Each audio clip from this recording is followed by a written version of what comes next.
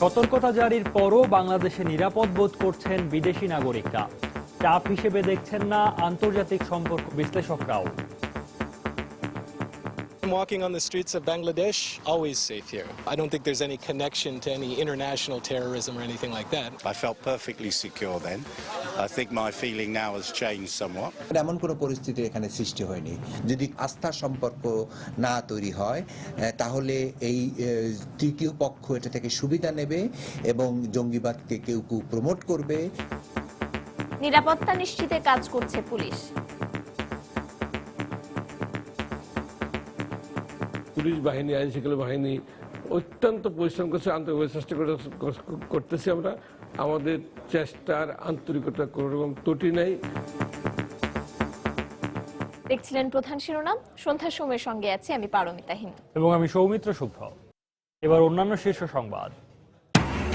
বিদেশে বসে দেশকে অস্থিতিশীল করার নতুন ষড়যন্ত্র করছেন খালেদা জিয়া। বিদেশিদের হত্যা তারই অংশ বললেন প্রধানমন্ত্রী। রংপুরে জাপানি নাগরিক হত্যার ঘটনায় তদন্ত কমিটির বৈঠক। বিএনপি নেতা বিপ্লবের রিমান্ড বাতিল, ছেড়ে দেওয়া হয়েছে রাজশাহী থেকে আটক 2 জনকে। সুন্দরগঞ্জে এমপি লিটনের গুলিতে আহত সৌরভের পরিবারের দিন কাটছে আতঙ্কে। চিকিৎসা ব্যয় ও নিজেদের নিরাপত্তা নিয়ে উদ্বেগ। যশোরে পুলিশের হাতে আটকের পর রেললাইন থেকে আওয়ামী লীগ কর্মীর লাশ উদ্ধার, অভিযোগ স্বজনদের। নির্যাতনের কথা অস্বীকার পুলিশের। এবং জাতীয় হৃদরোগ হাসপাতালে 4 দিন ধরে পানি নেই, চরম দুর্ভোগে রোগী ও স্বজনরা। সংকটের কথা স্বীকার করে বিকল্প উপায়ে চাহিদা পূরণের কথা বলছে কর্তৃপক্ষ।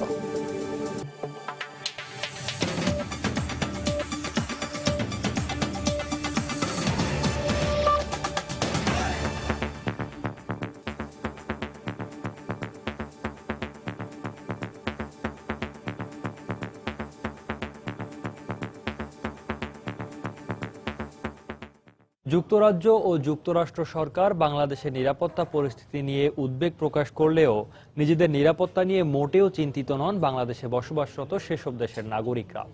নিজ নিজ কর্মস্থল সহ সারা দেশেই নির্বিঘ্নে চলাফেরা করছেন বলে জানিয়েছেন তারা। এদিকে বিদেশি হত্যাকাণ্ডের সঙ্গে জড়িতদের গ্রেফতার ও বসবাসরত বিদেশি নাগরিকদের নিরাপত্তা বিধানে কোনো ত্রুটি রাখা হচ্ছে না বলে জানিয়েছেন police মহাপরিদর্শক। Khan Mohammad রুমেলের report. 28 September রাতে রাজধানীর গুলশানে গুলি করে হত্যা করা হয় ইতালীয় নাগরিক তাভেলা সিজারকে। এ ঘটনার 2 দিন পর আনুষ্ঠানিক বিবৃতি দিয়ে বাংলাদেশে বসবাসরত মার্কিনী সহ পশ্চিমা দেশগুলোর নাগরিকদের নিরাপত্তা নিয়ে শঙ্কা প্রকাশ করে যুক্তরাষ্ট্র। কিন্তু এর রেশ কাটতে না কাটতেই আবারও বিদেশি হত্যা। এবার কোনো পশ্চিমা নাগরিক নয়, হত্যার শিকার হন জাপানি নাগরিক ওনিও হোশি। পরপর 2 বিদেশি হত্যার পর নিরাপত্তা নিয়ে নড়েচড়ে বসে বাংলাদেশ সরকার। প্রয়োজনীয় ব্যবস্থা নেওয়ার পাশাপাশি নিরাপত্তার বিষয়ে আনুষ্ঠানিকভাবে অবগত করা হয় বাংলাদেশে নিযুক্ত বিভিন্ন দেশের রাষ্ট্রদূতদের। সবশেষ শুক্রবার আবারও বাংলাদেশে বসবাসরত নিজেদের নাগরিকদের চলাচলে সতর্কতা জারি করে যুক্তরাজ্য।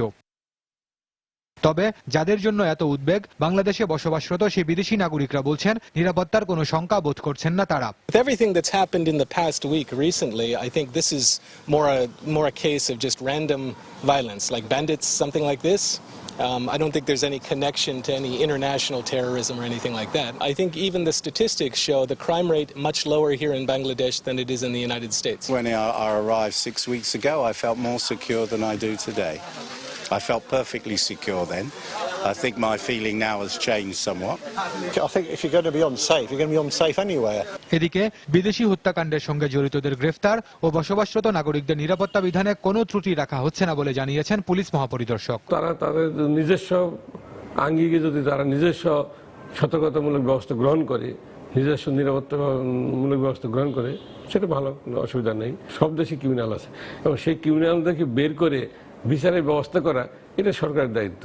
এক্ষেত্রে সরকারের পক্ষ থেকে পুলিশ বাহিনী, আইন শৃঙ্খলা বাহিনী অত্যন্ত পরিশ্রম করছে, আন্তরিক চেষ্টা করতেছি আমরা। আমাদের চেষ্টার আন্তরিকতা কোনো রকম ত্রুটি নেই। পুলিশ প্রধান আরো বলেন, বর্তমান পরিস্থিতিতে শুধু বিদেশি নাগরিক নয়, দেশের সার্বিক আইন শৃঙ্খলা রক্ষায় কাজ করছে তার বাহিনী। খান মোহাম্মদ রুমেল, সময় সংবাদ, ঢাকা।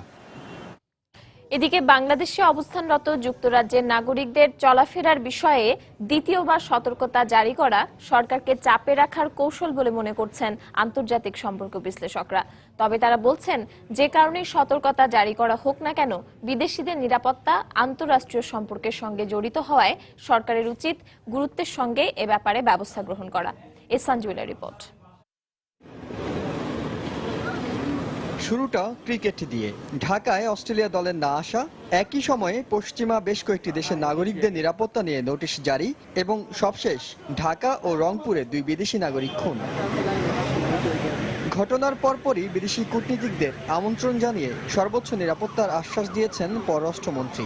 পরে আলাদাভাবে যুক্তরাষ্ট্র, যুক্তরাজ্য, কানাডা এবং ইউরোপীয় ইউনিয়নের প্রতিনিধিরা বৈঠক করেছেন পররাষ্ট্রমন্ত্রীর সঙ্গে। দফায় দফায় বৈঠক আর আশ্বাসের পর ধারণা করা হচ্ছিল কিছুটা শিথিল হবে নিরাপত্তা নোটিশ। উল্টো শুক্রবার দ্বিতীয় দফা নোটিশ দিয়ে নিজ দেশের নাগরিকদের সতর্ক করে যুক্তরাজ্য। বিদেশিদের এইসব তৎপরতার উদ্দেশ্য নিয়ে ভিন্ন মত পররাষ্ট্র বিশ্লেষকদের। আবার একটা সতর্কতা অবলম্বন জারি করা যেতে পারে, কারণ এমন কোনো পরিস্থিতি এখানে সৃষ্টি হয়নি। তাহলে প্রশ্ন উঠতে পারে, ফায়দাটা কি, তাদের স্বার্থটা কি?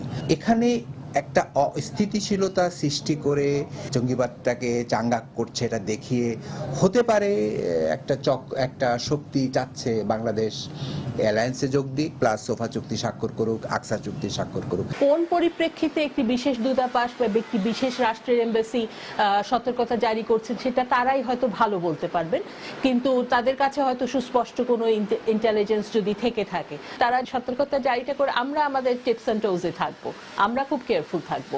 আমি এটাকে বলবো না যে এটা প্রেসার ক্রিয়েট করা। বা উদ্দেশ্য যাই হোক, আশিকা ইরশাদ মনে করেন সরকারের উচিত গুরুত্ব দিয়ে বর্তমান পরিস্থিতি মোকাবেলা করা। কূটনৈতিক মহলে যারা থাকেন তাদের নিরাপত্তাটা কিছুটা একটা স্পর্শকাতর একটা বিষয়, যেহেতু এটার সাথে আন্তঃরাষ্ট্রীয় ব্যাপারগুলো জড়িত থাকে। এটা সরকার এবং আইন শৃঙ্খলা বাহিনীর সাথে যোগাযোগ করে স্পষ্ট একটা মানে কমিউনিকেশন চ্যানেল ওপেন থাকা উচিত। যদি আস্থার সম্পর্ক না তৈরি হয়, তাহলে এই তৃতীয় পক্ষ এটা থেকে সুবিধা নেবে এবং জঙ্গিবাদকে কেউ প্রমোট করবে, ফিনান্স করবে, এই বিষয়গুলোকে উস্কে দেওয়ার জন্য। 2 বিদেশি খুনের সুষ্ঠু কিনারা না হলে দেশকে অস্থিতিশীল করতে তৃতীয় পক্ষ সুযোগ নিতে পারে বলে মনে করেন তারা তাদের স্বার্থ হাসিল করবে। এহসান জুয়েল, সময় সংবাদ, ঢাকা। বাংলাদেশে বিদেশি নাগরিক হত্যাকাণ্ডে সরাসরি বেগম জিয়াকে অভিযুক্ত করে প্রধানমন্ত্রী শেখ হাসিনা বলেছেন, বিদেশে বসে দেশকে অস্থিতিশীল করতে নতুন ষড়যন্ত্র করছেন বিএনপি নেত্রী। গণভবনে 5 জেলার আইনজীবী সমিতির নেতাকর্মীদের সঙ্গে মতবিনিময়কালে তিনি একথা বলেন। এ সময় প্রধানমন্ত্রী আরও বলেন, দেশ যখন আন্তর্জাতিকভাবে সুনাম অর্জন করে তখন বিএনপি নেত্রী অন্তর্জালায় ভোগেন। পেশাগত দায়িত্ব পালনের সুযোগ সুবিধা বাড়াতে নতুন ভবন নির্মাণ, লাইব্রেরিতে নতুন বই সংযোজন সহ বেশ কিছু প্রস্তাব প্রধানমন্ত্রীর সামনে উপস্থাপন করেন চট্টগ্রাম, বরিশাল, রংপুর, গাজীপুর আর গোপালগঞ্জের আইনজীবী সমিতির নেতারা। এ বিষয়ে প্রয়োজনীয় সহযোগিতার আশ্বাস দিয়ে প্রধানমন্ত্রী বলেন, মানুষের ন্যায় বিচার পাওয়ার অধিকার নিশ্চিত করতে হবে সবার আগে। যে কোনো অন্যায় হলে সঙ্গে সঙ্গে তার বিচার হবে, ন্যায় বিচার মানুষ যেন পায় সেটা নিশ্চিত করা। আলোচনায় উঠে আসে রাজনৈতিক প্রসঙ্গ। শেখ হাসিনা বলেন, সরকার উৎখাতের নামে বছরের শুরুতে বিএনপি জামাত নির্বিচারে মানুষ পুড়িয়ে মেরেছে, আর তাতে কাজ না হওয়ায় এখন বিএনপি নেত্রী বিদেশে বসে ষড়যন্ত্র করছেন। দেশে থেকে দেশের মানুষ হত্যা করেছেন, বিদেশে থেকে ওদিকে লবিস্ট রেখেছে, নানা ধরনের অপপ্রচার এবং একটা প্যানিক ছড়ানো, আর বিদেশে বসে বসে বাংলাদেশে বিদেশিরা যারা আছে তাদের হত্যা করে বিদেশিদের ভিতরে একটা আতঙ্ক সৃষ্টি করে বাংলাদেশের ভাবমূর্তি নষ্ট করা। উনি দেশে থেকে দেশের মানুষ মারেন, আর বিদেশে থেকে দেশে যারা বিদেশি মানুষ তাদের মেরে ওনার আন্দোলন। সব ষড়যন্ত্র থেকে দেশবাসীকে সচেতন থাকার আহ্বান জানান প্রধানমন্ত্রী। আর যখনই আমার দেশের কোনো উন্নতি হয়, দেশ যখন আন্তর্জাতিক পর্যায়ে সম্মানজনক অবস্থানে যায়, তখনই কিন্তু এই বিএনপি, জামাত, জোট এদের কিন্তু একটা অন্তঃক্রিয়া শুরু হয়ে যায় এবং দেশের ভাবমূর্তি নষ্ট করার জন্য এরা উঠে পড়া লাগে এবং তার জন্য খুন করা, নানা ধরনের ধ্বংসাত্মক কার্য করা, যা যা করার তারা তা করতে চেষ্টা করে। এই জন্য জনগণকে সচেতন থেকে এই ধরনের কার্যকলাপ যাতে না হয় এ ব্যাপারে সকলের সহযোগিতা আমি কামনা করি। প্রধানমন্ত্রী বলেন, বাংলাদেশে জঙ্গিবাদের কোনো স্থান নেই। তিনি বলেন, আগামী দিনে বাংলাদেশকে দক্ষিণ এশিয়ার সবচেয়ে শান্তিপূর্ণ দেশ হিসেবে প্রতিষ্ঠা করাই তার সরকারের লক্ষ্য। শাহ আলী জয়, সময় সংবাদ, ঢাকা। বিদেশি নাগরিক হত্যার সঙ্গে বিএনপি চেয়ারপারসন বেগম খালেদা জিয়ার সম্পৃক্ততা খোঁজার বিষয়টিকে অবিশ্বাস্য ও হাস্যকর বলে মন্তব্য করেছেন দলের স্থায়ী কমিটির সদস্য নজরুল ইসলাম খান। তিনি বলেন, বিএনপিকে হেয় করতেই সরকার মিথ্যা প্রচারণা চালাচ্ছে। এরশাদ বিরোধী আন্দোলনে নিহত জেহাদ স্মরণে দুপুরে ঢাকা রিপোর্টার্স ইউনিটি মিলনায়তনে আয়োজিত আলোচনা অনুষ্ঠানে তিনি এ মন্তব্য করেন। আমাদের দেশের যারা এখন ক্ষমতায় আছেন তারা দেশের মানুষকে মূর্খ ভাবেন কিনা জানি না, কিন্তু অবিশ্বাস্য সব কথা বলেন। জামাতের সঙ্গে জড়ায়া বিএনপির সম্পর্কে কোনো না কোনো কথা বলতেই হবে। প্রধানমন্ত্রী বলেন বিদেশ থেকে ফিরে এসে কোনো খবর না নিয়েই যে বিদেশি হত্যার সঙ্গে বিএনপি জামাত জড়িত। এখন ভারতীয় গুপ্তচর সংস্থা রিপোর্ট করেছে যে সঙ্গে জামাত জড়িত থাকতে পারে। এখন প্রধানমন্ত্রী বলা যায় না, হয়তো তার মতামত বদলাইতেও পারে, কিন্তু তারপরও হয়তো বিএনপির কথা বলতেই থাকবে। যে কোনো প্রকারে বিএনপিকে হেয় করার চেষ্টা তাদের। দেখছেন সন্ধ্যার সময়। ঘটনায় বৈঠক করেছে তদন্ত কমিটি, তবে এখনো পর্যন্ত এই মামলার কোনো অগ্রগতি হয়নি বলে জানিয়েছে পুলিশ। এদিকে বিএনপি নেতা রাশেদুন নবী খান বিপ্লবের রিমান্ড বাতিল করে কারাগারে পাঠিয়েছেন আদালত। এছাড়া এই ঘটনায় রাজশাহী থেকে আটক 2 ব্যাংক কর্মকর্তাকে প্রাথমিক জিজ্ঞাসাবাদ শেষে ছেড়ে দিয়েছে পুলিশ। মানিক সরকারের পাঠানো তথ্য ছবি নিয়ে ডেস্ক রিপোর্ট। শনিবার সকালে চিফ জুডিশিয়াল ম্যাজিস্ট্রেট আদালতের বিচারক আবু তালেব বিএনপি নেতা রাশেদুন নবী খান বিপ্লবের রিমান্ড বাতিল করে কারাগারে পাঠানোর নির্দেশ দেন। তবে এর আগে বুধবার বিপ্লবের স্ত্রী শিরিন আক্তার দিবা রিমান্ড বাতিলের জন্য আদালতে আবেদন করলে তা বাতিল করে দিয়েছিলেন আদালত। তদন্তকারী পুলিশ কর্মকর্তা যদি একটা আবেদন করেন 10 দিন বা 5 দিন বা 2 দিন, কোর্ট যদি অ্যালাউ করেন তো সর্বোচ্চ যে সময়টা মঞ্জুর করবে সেই সময়টা পুলিশ তাদের হেফাজতে রাখতে পারবে। কিন্তু তার আগে যদি তদন্তকারী কর্মকর্তা মনে করেন যে আমাদের জিজ্ঞাসাবাদ সমাপ্ত হয়ে গেছে, আর জিজ্ঞাসাবাদের কোনো দরকার নাই, তাহলে যে কোনো সময় ফেরত দিতে পারেন। তো বিপ্লবের ক্ষেত্রে তাই করছে। এদিকে শনিবার রাতে জাপানি নাগরিক হত্যার ঘটনায় জড়িত সন্দেহে রাজশাহী থেকে আটক 2 জনকে ছেড়ে দিয়েছে পুলিশ। জাপানি নাগরিক হত্যার ঘটনায় গঠিত তদন্ত কমিটি দুপুরে ডিআইজির কার্যালয়ে বৈঠক করে। পরে এ ব্যাপারে সাংবাদিকদের ব্রিফ করেন উপমহাপরিচালক। আসলে তদন্ত একটি অনেক বড় বিষয়, এগুলো একদিনই বা 1 ঘন্টায় কিন্তু শেষ করার মতো নয়। আর যেহেতু এটি একটি হত্যা ঘটনা, এখানে অনেক কিছু আমাদেরকে মিলিয়ে দেখতে হয়। তথ্য উপাত্ত কালেকশন করা এবং সাক্ষ্য প্রমাণ সংগ্রহ করা একটু সময়ের ব্যাপার। আমরা সর্বাত্মকভাবে চেষ্টা করছি যাতে এটা সুষ্ঠু তদন্ত নিশ্চিত করা যায়, এবং অবশ্যই আমরা এটা বলতে পারি অত্যন্ত আস্থার সাথে দৃঢ়ভাবে যে আমরা আমাদের চেষ্টার কোনো ত্রুটি থাকবে না, এবং হয়তো তদন্ত কাজটা যাতে সুষ্ঠু হয় সে ব্যাপারে আমাদের সর্বাত্মক চেষ্টা থাকবে। 3 অক্টোবর জাপানি নাগরিক কনিও হোসি রংপুরের কাউনিয়া উপজেলার আলুটারি এলাকায় দুর্বৃত্তদের গুলিতে নিহত হন। পরে সেদিনই জিজ্ঞাসাবাদের জন্য 4 জনকে আটক করা হয়। সময় সংবাদ, রংপুর। গাইবান্ধার সুন্দরগঞ্জে সংসদ সদস্য মঞ্জুরুল ইসলাম লিটনের ছোড়া গুলিতে আহত সৌরভের পরিবার এখনো দিন কাটাচ্ছে আতঙ্কে। সন্তানের চিকিৎসা ব্যয় বহনের দুশ্চিন্তার পাশাপাশি সংসদ সদস্যের ভয়ে পরিবারটি অসহায়। এদিকে চিকিৎসকরা বলছেন, শারীরিকভাবে সুস্থ হলেও সৌরভের মানসিক বিকাশ বাধাগ্রস্ত হতে পারে। ওবায়দুল ইসলামের ক্যামেরায় বিস্তারিত জানাচ্ছেন হেদায়েতুল ইসলাম বাবু।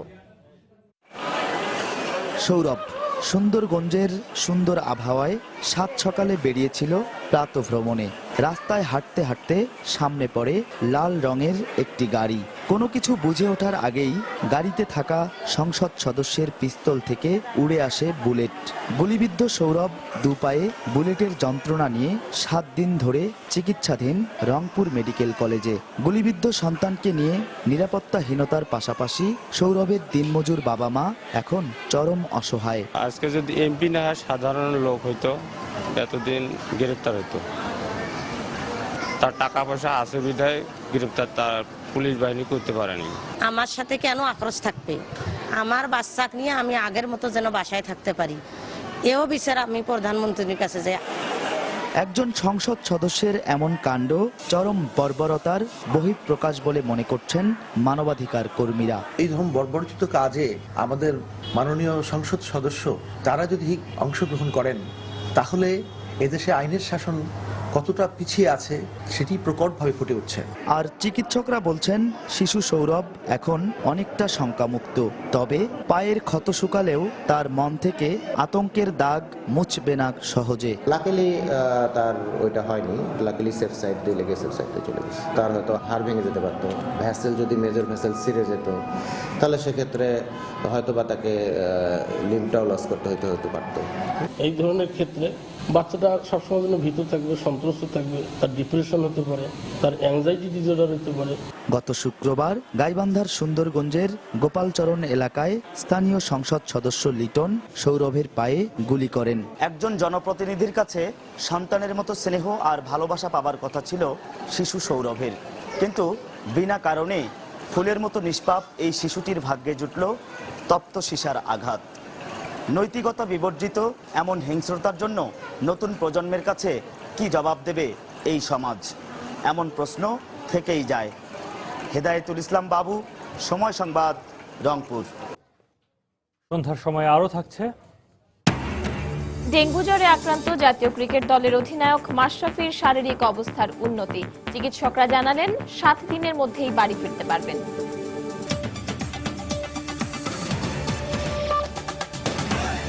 রাজধানীর জাতীয় হৃদরোগ ইনস্টিটিউট ও হাসপাতালে 4 দিন ধরে পানি নেই। এতে চরম দুর্ভোগে পড়েছেন রোগী ও তাদের স্বজনরা।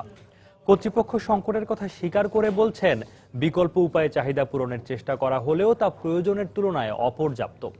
নিজেদের পানি সরবরাহ ব্যবস্থা পুরোপুরি সচল না হওয়া পর্যন্ত এই সংকট থাকবে বলে জানিয়েছেন হাসপাতালের পরিচালক। আতিকুর রহমান তমালের রিপোর্ট। হাসপাতালে পানি নেই, তাই বাইরে থেকে এভাবে গত 4 দিন ধরে পানি সংগ্রহ করছেন রোগীর স্বজনরা। আর এই কারণে পানি বিক্রিও বেড়েছে কয়েক গুণ। শুধু খাবার পানি নয়, বাথরুমে ব্যবহারের পানিও কিনতে হচ্ছে বাইরে থেকে। এখানে পানিটা সবচেয়ে বেশি চলে, আর বর্তমানে একটু বেশি চলতেছে পানিটা। শুনলাম ভিতরে নাকি পানি নেই 2 দিন না 3 দিন যাবত, এই জন্য একটু পানির চাহিদা একটু বেশি। কারণ অনুসন্ধানে জানা যায়, জাতীয় হৃদরোগ ইনস্টিটিউট ও হাসপাতালে গত বুধবার হঠাৎ করে পানির পাইপ নষ্ট হয়ে যায়। আর সেই থেকে পানি সংকটে ভুগছেন রোগী ও তাদের স্বজনরা। টয়লেট থেকে আরম্ভ করে খাবার পানি সবকিছু বাইরে থেকে কিনে নিতে হয়। 5 লিটার 15 টাকা, আর আপনার 2 লিটার নিলে 8 টাকা। 2 লিটার 8 টাকা এটা বাহির থেকে, এখানে যে আছে সামনে আপনার গেটের সামনে যে জায়গা থেকে। এই টয়লেট গেলে যায় দেখে আসেন যে কি অবস্থা। যারা আমরা রোগীর সাথে আছি তারা আমরা অসুস্থ হয়ে পড়তেছি। এখন একটু আসতেছে টেপে, তাও সব জায়গায় না, মানে কোনো টেপ দিয়ে একটু পানি পড়ে। এটার কোনো ব্যবস্থাপনায় কেউ আছে কিনা আমার সন্দেহ আছে।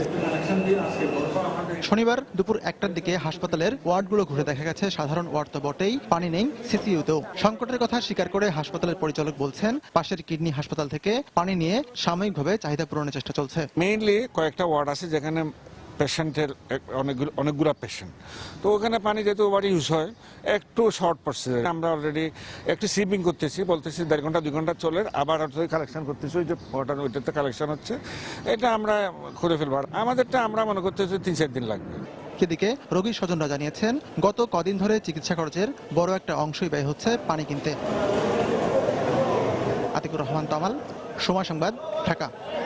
রাজধানীর গুলশানে কূটনৈতিক পাড়ায় যৌথ নিরাপত্তা মহড়া করেছে পুলিশ, ডিবি ও সোয়াতের সদস্যরা।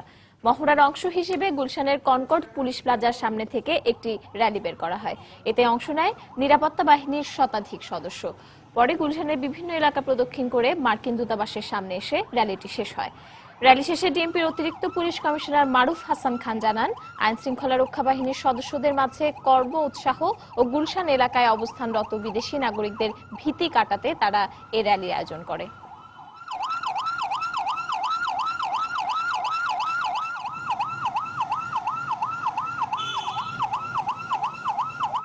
যশোরের 12 বাজার এলাকার রেললাইন থেকে এনামুল কবির নামে এক আওয়ামী লীগ কর্মীর লাশ উদ্ধার করেছে পুলিশ। স্বজনদের অভিযোগ, পুলিশি নির্যাতনেই তার মৃত্যু হয়েছে। তবে ঘটনার দায় অস্বীকার করেছে পুলিশ। নিহতের পরিবার জানায়, গত বৃহস্পতিবার গভীর রাতে সদর উপজেলার ইসালি গ্রামের নিজ বাড়ি থেকে এনামুলকে তুলে নিয়ে যায় ইসালি পুলিশ ফাঁড়ির সদস্যরা। এরপর থেকেই নিখোঁজ ছিল সে। দুপুরে ঝিনাইদহের কালীগঞ্জ উপজেলা রেললাইনের ওপর থেকে এনামুলের লাশ উদ্ধার করা হয়। স্বজনদের দাবি, এ সময় তারা থানায় যোগাযোগ করলে এনামুল নিরাপদেই আছেন বলে জানানো হয়েছে। তবে এনামুলের আটক বা মৃত্যুর ব্যাপারে ক্যামেরার সামনে কথা বলতে রাজি হয়নি পুলিশ।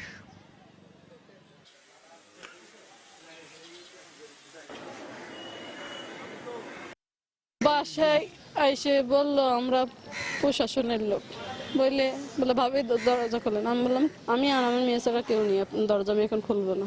বলছে না ভাবি কোনো সমস্যা নেই, আমরা একটু দরজাটা খোলেন দেখ। 2 হাতেই হ্যান্ডকাপ লাগাচ্ছিল। তারপরে আব্বু বললো যদি লুঙ্গি টুঙ্গির সমস্যা হয় তাহলে আমার 1 হাত খুলে দেন, আমি তো পালাই যাচ্ছি না, আমি তো কোনো অপরাধ করিনি, আমি তো পালাই যাব না। পুলিশের লোক যে এরকম কাজ করে বুঝতে পারিনি। রাজধানীর পুরান ঢাকার বংশালের আবুল হোসেন রোডে দেয়াল ধসে একজন নিহত ও 2 জন আহত হয়েছেন। প্রত্যক্ষদর্শী ও এলাকাবাসী জানায় বিকেল 5টার দিকে এই ঘটনা ঘটে। এ সময় সিটি কর্পোরেশনের কয়েকজন শ্রমিক ড্রেনের কাজ করছিল। হঠাৎ ড্রেনের পাশে দেয়াল ধসে পড়ে, এতে ঘটনাস্থলে একজন মারা যায়। এই ঘটনায় আহত 2 জনকে মিটফোর্ড হাসপাতালে ভর্তি করা হয়েছে। এদিকে হাসপাতালে চিকিৎসাধীন আহতরা অভিযোগ করেছেন সিটি কর্পোরেশনের কাজ করলেও এখন পর্যন্ত তাদের কোনো খোঁজ নেয়নি কর্তৃপক্ষ।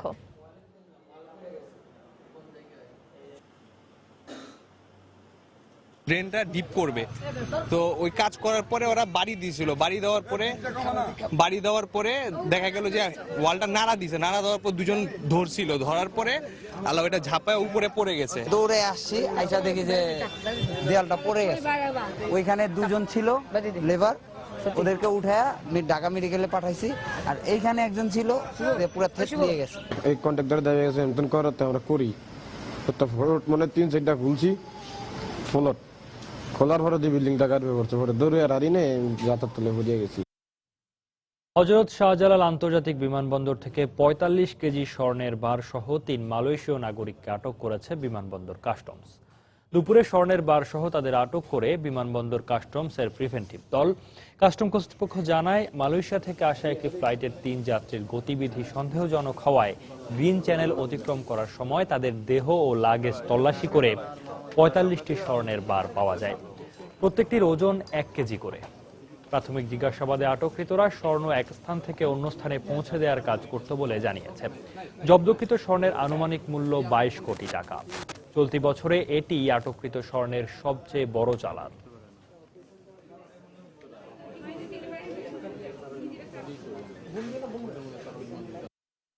গত রাত্রে 3টা থেকে আমাদের কাছ থেকে একটা স্পেসিফিক সংবাদ ছিল যে এরকম বিদেশি নাগরিকরা আসবে, তাদের কাছে স্বর্ণ থাকবে।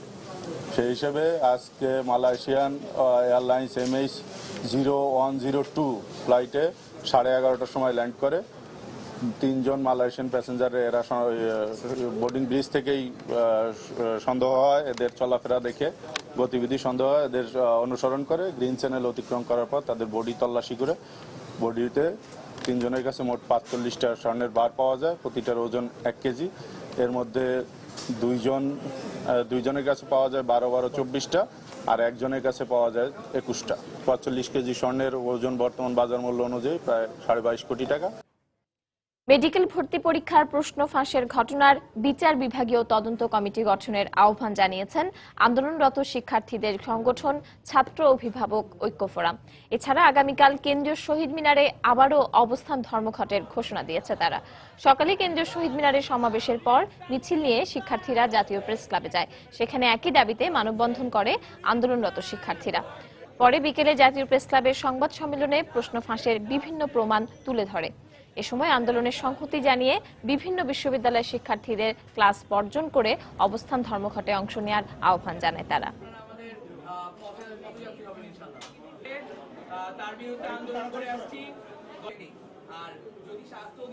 প্রজনন মৌসুমের 15 দিন বন্ধ থাকার পর আজ থেকে আবারও পদ্মা মেঘনা সহ ইলিশ বিচরণের 5টি অভয়াশ্রমে মাছ ধরা শুরু হয়েছে। নিষেধাজ্ঞার সময় পেরিয়ে যাওয়ায় ভোর থেকেই দেশের বিভিন্ন বড় বড় নদীতে মাছ ধরতে নেমে পড়েন শত শত জেলে। 15 দিনের ক্ষতি পুষিয়ে নিতে স্বতঃস্ফূর্তভাবে মাছ ধরায় ব্যস্ত সময় পার করছেন তারা। এদিকে মাছ শিকারকে কেন্দ্র করে আবারও সচল হতে শুরু করেছে বরিশালের ইলিশ মোকাম। চাঁদপুরের মৎস্য গবেষণা ইনস্টিটিউটের বিজ্ঞানীর মতে ইলিশ ধরা বন্ধ থাকায় প্রতিদিন 1.5 কোটি থেকে 2 কোটি ইলিশ রক্ষা পেয়েছে। এদিকে এই মাছ শিকারকে কেন্দ্র করে ফের সচল হতে শুরু করেছে মৎস্য বন্দরগুলো। ডিমওয়ালা ইলিশ রক্ষায় গত 25 সেপ্টেম্বর থেকে ইলিশ মাছ ধরা, মজুদ এবং পরিবহন নিষিদ্ধ করেছিল সরকার।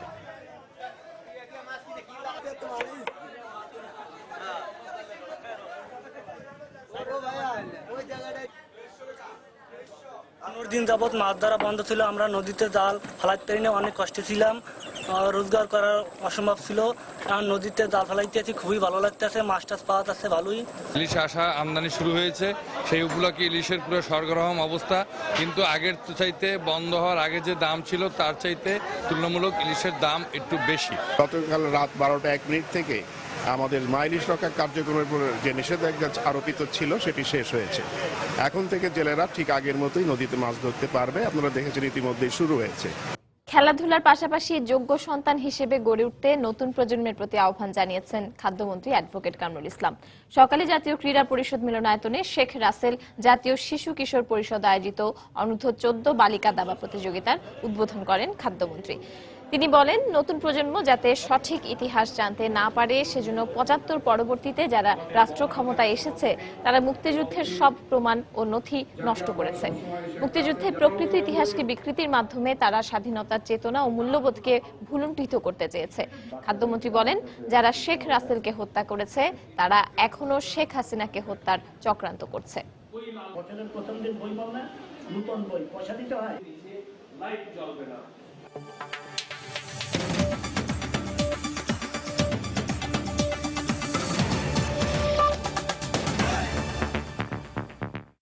তুরস্কের রাজধানী আঙ্কারায় শান্তির দাবিতে আয়োজিত একটি সমাবেশে আত্মঘাতী জোড়াবোমা হামলায় অন্তত 86 জন নিহত হয়েছেন।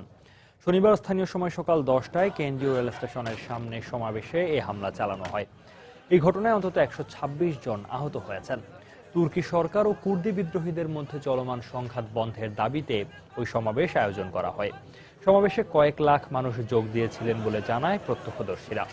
এখনো কোনো পক্ষ এ হামলার দায় স্বীকার না করলেও এর তদন্ত শুরু করেছেন সরকারি কর্মকর্তারা। তুরস্কের সাধারণ নির্বাচনের কয়েক সপ্তাহ আগে এই হামলার ঘটনা ঘটল।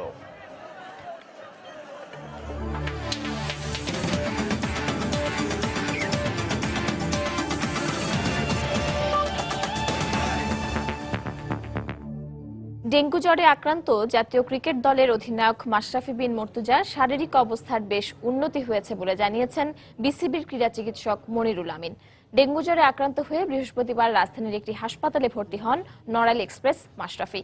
এরপর তার শারীরিক অবস্থা জানতে বেশ কিছু পরীক্ষা করা হয়, আর সবশেষ পরীক্ষা অনুযায়ী মাশরাফির রক্তে আগের তুলনায় প্লেটিলেট বেড়েছে বলে জানিয়েছেন বিসিবির চিকিৎসক। তার অবস্থাও এখন বেশ স্থিতিশীল।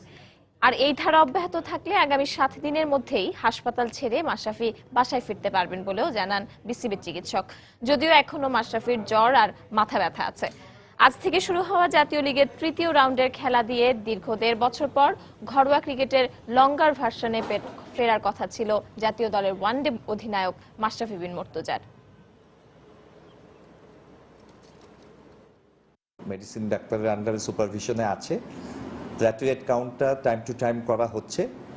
তো যে সময় সে ভর্তি হয়েছিল সেই সময় 1,50,000 ছিল। অ্যাট প্রেজেন্ট এটা 1,30,000 আছে, যেটা ভেরি গুড সাইন। তার মানে এটা বাড়ছে, ভয়ের কিছু নাই এবং এটা ডেঞ্জার কিছু না। আমরা কোনো প্রকার কোনো রিস্ক নিতে চাই না। যখন ওখানকার ডাক্তার সাহেবরা মনে করবে যে ছেড়ে দেওয়া যায়, তখনই তাকে ডিসচার্জ দিবে। সন্ধ্যার সময়ে পর্যায়ে শীর্ষ সংবাদ জানিয়ে দিচ্ছি আরেকবার। সতর্কতা জারির পরও বাংলাদেশে নিরাপদ বোধ করছেন বিদেশি নাগরিকরা। চাপ হিসেবে দেখছেন না আন্তর্জাতিক সম্পর্ক বিশ্লেষকরাও। নিরাপত্তা নিশ্চিতে কাজ করছে পুলিশ। বিদেশে বসে দেশকে অস্থিতিশীল করার নতুন ষড়যন্ত্র করছেন খালেদা জিয়া। বিদেশিদের হত্যা তারই অংশ বললেন প্রধানমন্ত্রী। রংপুরে জাপানি নাগরিক হত্যার ঘটনায় তদন্ত কমিটির বৈঠক। বিএনপি নেতা বিপ্লবের রিমান্ড বাতিল, ছেড়ে দেয়া হয়েছে রাজশাহী থেকে আটক 2 জনকে। সুন্দরগঞ্জে এমপি লিটনের গুলিতে আহত সৌরভের পরিবারের দিন কাটছে আতঙ্কে। চিকিৎসা ব্যয় ও নিজেদের নিরাপত্তা নিয়ে উদ্বেগ। এবং যশোরে পুলিশের হাতে আটকের পর রেল লাইন থেকে আওয়ামী লীগ কর্মীর লাশ উদ্ধার। অভিযোগ স্বজনদের, নির্যাতনের কথা অস্বীকার পুলিশের। এই ছিল সন্ধ্যার সময়ে। যে কোনো খবর পেতে ভিজিট করুন সময় নিউজ.টিভি। সঙ্গে থাকুন সময়।